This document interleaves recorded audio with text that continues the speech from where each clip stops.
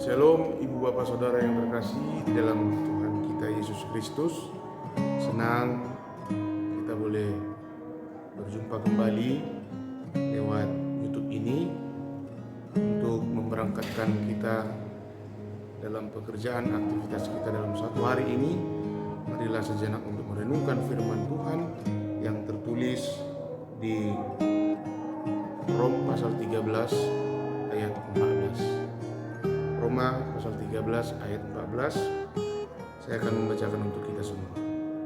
Tetapi kenakanlah Tuhan Yesus Kristus sebagai perlengkapan senjata terang, dan janganlah merawat tubuhmu untuk memuaskan keinginannya. Demikian, Ibu Bapak Saudara yang terkasih, sebuah perubahan kehidupan dimulai dari perubahan cara pandang kita. Bagaimana kita memandang perubahan itu, dari situlah kita akan merubah kehidupan kita itu. Ketika kita hidup di dalam Tuhan, kita masuk ke dalam kehidupan yang bagaimana semestinya dikehendaki oleh Allah. Tapi ketika kita hidup dalam keinginan daging itu, kita akan menuruti daging itu. Nah, bagaimana supaya hidup kita ini hidup di dalam apa yang dikehendaki oleh Tuhan? Nah, demikianlah yang berkata seperti teks kita renungan pada pagi ini. Kenakanlah Tuhan Yesus Kristus sebagai perlengkapan senjata terang. Bahwa kehidupan hidup di dalam daging itu, kita harus memerangi itu. Dengan upaya kita sendiri, dengan tenaga kita sendiri, pastilah kita tidak akan mampu untuk mengalahkan hidup di dalam daging itu. Oleh maka itu, Rasul Paulus mengingatkan jemaat yang ada di Roma, dan lewat teks ini juga kita diingatkan dalam memerangi keinginan daging itu, dalam memerangi kehidupan yang tinggal di dalam daging itu.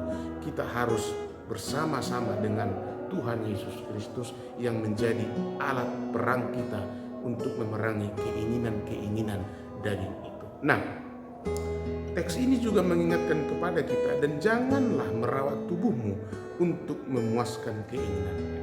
Jangan sesekali merawat keinginan daging itu di dalam kehidupan kita, supaya kita tidak memuaskan diri kita, memuaskan diri kita untuk keinginan daging itu. Nah, maka selain untuk hidup di dalam Kristus, terang yang diberikan Kristus itu, yaitu untuk hidup di dalam kasih, mengasihi. Keinginan yang tak terkontrol kadang tidak hidup di dalam kasih. Ketika kita tidak hidup di dalam kasih, kehidupan itu tidak akan bisa kita kontrol. Nah, kehidupan yang tidak terkontrol itu telah merusak sebagian besar manusia yang tidak hidup di dalam kehendak Allah, sehingga keinginan daging itu mengendalikan perjalanan kehidupannya, sehingga hidup yang tidak dikendalikan oleh Allah, sehingga hidup yang tidak dikendalikan oleh kasih, maka kehidupannya menjadi rusak.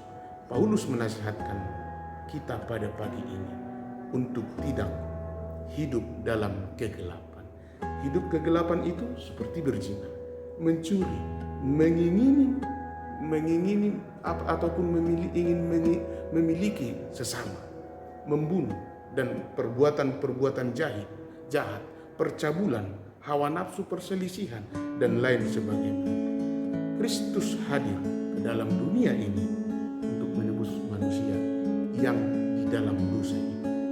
Lewat kebangkitan Yesus, terang Kristus menyinari kehidupan setiap orang-orang yang di dalam kegelapan, orang berdosa, agar kita orang-orang berdosa ini dapat kembali hidup melimpah dengan kasih, hidup melimpah dengan berkat Tuhan yang sungguh-sungguh luar biasa dalam kehidupan kita.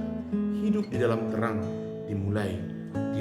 dimulai bagaimana menemukan kembali jati diri yang hidup di dalam kehendak Allah, supaya kita senantiasa memperlengkapi kehidupan kita ini untuk memerangi kehidupan yang menuruti nafsu-nafsu dunia.